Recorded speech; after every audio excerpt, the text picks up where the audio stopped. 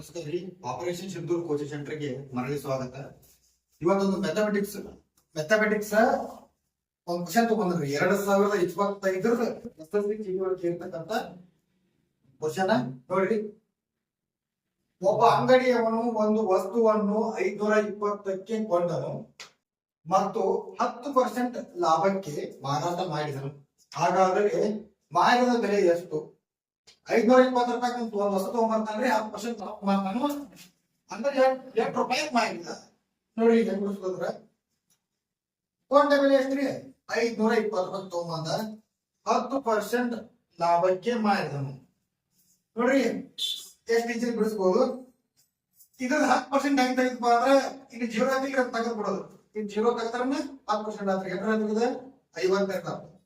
ಒಂದ್ 0 ತೆಗೆದ್ರೆ 10% ಹಾಕಿದ್ರಿ 52 ಆಯ್ತು. 520 ತಗೊಂಬಂದ 52 ರೂಪಾಯಿ 52 ರೂಪಾಯಿ ಮುಗಿಸ್ಕೊರಿ. 2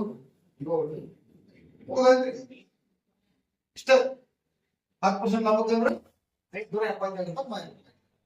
ಇದೇ ರೀತಿ ಶಾರ್ಟ್ ಟ್ರಿಕ್ ಅನ್ನ ಬಳಕೆ ಮಾಡಬೇಕು. ನೀವು ನಮ್ಮ ತೆಗಿದಿರಾನು ಇದೇ ತರ ಶಾರ್ಟ್ ಟ್ರಿಕ್ ಅನ್ನ ಚಾನಲ್ ಹೇಳ್ತಿರ್ತಾನು. ಚಾನಲ್ ಫಾಲೋ ಮಾಡ್ರಿ. SSLC GD ಅಡ್ಮಿಷನ್ ಸ್ಟಾರ್ಟ್ ಆಗ್ಯಾವು. ಬಂದ ರಿವಿಷನ್ ಮಾಡ್ಕೊಳ್ರಿ. ಎಲ್ಲರಿಗೂ ಒಳ್ಳೇದಾಗ್ಲಿ. All the best.